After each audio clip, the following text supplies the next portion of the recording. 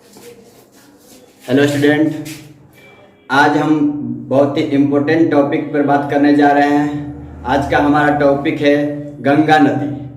गंगा नदी भारत में बहती है और भारत की सबसे लंबी नदी है और भारत की राष्ट्रीय नदी है। तो हम आज जानेंगे कि भारत की लंबी नदी जो गंगा है यह कहाँ से निकलती है, इसकी प्रारंभिक धारा का नाम क्या है और यह भारत के किन किन शहरों के किनारे से होकर बहती है, उसके बारे में हम आज इस चैप्टर में डिस्कस करेंगे। तो आइए शुरू करते हैं। सर्वप्रथम देखते हैं, देखिए मैंने एक डायग्राम बना रखा है। मान लीजिए यह एक हिमालय, ये पूरा जो डायग्राम मैंने बना रखा है ये यहाँ तक हिमालय है। उसी तरह से हिमालय के बगल में भारत का एक राज्य है उत्तराखंड। ठीक है, भारत का हिमालय के निकट एक राज्य है उत्तराखंड। उत्तराखंड के एक क्षेत्र है, हिमालय के क्षेत्र में आता है, जिसका नाम है गंगोत्री। इस गंगोत्री से एक नदी निकलती है जिसका नाम है भागीरथी। गंगोत्री के पास से एक नदी निकलती है जिसका नाम है भागीरथी। ठीक उसी प्रकार दूसरे किनारे से घाटियों से बहते हुए एक नदी आती है जिसका नाम है अलकनंदा नदी। यह दोनों नदी इलाहाबाद के देवप्रयाग के पास आकर आपस में मिल जाती है। भागीरथी जो गंगोत्री से निकलते हुए आती है और दूसरी ओर घाटियों से बहते हुए अलकनंदा नदी आती है। ये दोनों नदी आपस में इलाहाबाद के देवप्रयाग के पास आपस में मिल जाती है।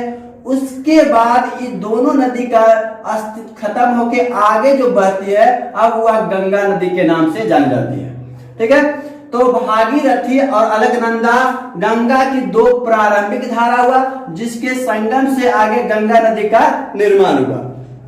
ठीक है, अब यह नदी जो गंगा नदी यहाँ बहे, यह गंगा नदी उत्तराखंड से होते हुए उत्तर प्रदेश, बिहार, पश्चिम बंगाल इस तरह से होते हुए बहते हुए बांग्लादेश में जाती है। ठीक है, और बांग्लादेश में गंगा नदी को पद्मा के नाम से जाना जाता है। बांग्लादेश में गंगा नदी को पद्मा के नाम से पुकारते हैं। ठीक है, तो इस तरह से भारत की जो नदी गंगा नदी है यह इलाहाबाद के गंगोत्री से निकलती है और भारत के बंगाल में प्रवेश करने तक की कुल इसकी लंबाई 2525 किलोमीटर होती है। तो गंगा नदी की कुल लंबाई कितना हो गया? 2525 किलोमीटर है। मतलब भारत की यह सबसे लंबी नदी है और इसकी कुल लंबाई जो है 2525 किलोमीटर है।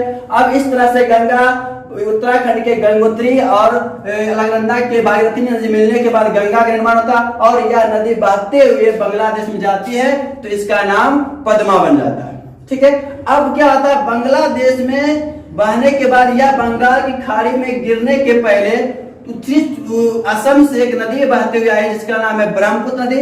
अब इन दोनों ब्रह्मपुत्र नदी और गंगा नदी आपस में बंगाल की खाड़ी में गिरने के पहले मेघना का निर्माण करती है। तो ब्रह्मपुत्र नदी और गंगा नदी के मिलने के बाद मेघना का निर्माण होता है। उसके बाद यह बंगाल की खाड़ी में गिर जाती है।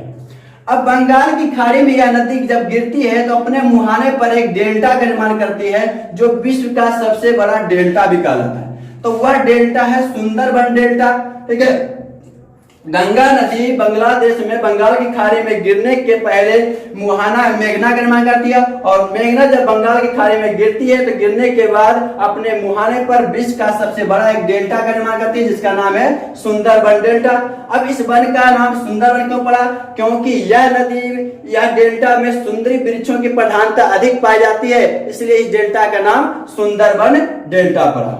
ठीक है, अब इस तरह से हम जान गए कि गंगा नदी की लंबाई 2525 किलोमीटर है और भारत के उत्तराखंड, उत्तर प्रदेश, बिहार, बंगाल होते हुए बांग्लादेश में यह प्रवेश करती है और उसके बाद बांग्लादेश से बंगाल की खाड़ी में गिर जाती है। अब यह स्पष्ट हो गया कि गंगा नदी जो गंगोत्री से निकलती है और बंगाल की खाड़ी में गिरती है और गिरने के बाद अपने मुहाने पर विश्व का सबसे बड़ा डेल्टा सुंदरबन डेल्टा का निर्माण करती है।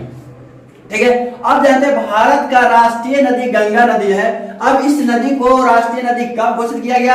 4 नवंबर 2008 को मनमोहन सिंह की अध्यक्षता में केंद्रीय मंत्रिमंडल के द्वारा गंगा नदी को भारत की राष्ट्रीय नदी का दर्जा दिया गया। 4 नवंबर 2008 को मनमोहन सिंह की अध्यक्षता में केंद्रीय मंत्रिमंडल के द्वारा गंगा को भारत की राष्ट्रीय नदी घोषित किया गया।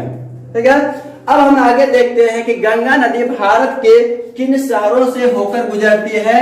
ठीक है, अब भारत के कई शहरों के किनारे से होकर गंगा नदी गुजरती है, तो इसको बारी बारी से याद करना में बहुत मुश्किल है। इसलिए गंगा नदी के किनारे बसे भारत के प्रमुख नगर जो हैं, उसका हम एक जबरदस्त ट्रिक बनाया है। उस ट्रिक के माध्यम से हम गंगा नदी किनारे बसे भारत के प्रमुख नगरों को याद कर सकते हैं। तो हमारा ट्रिक है कान्हा, बाप, हवाई, बेग से भागा।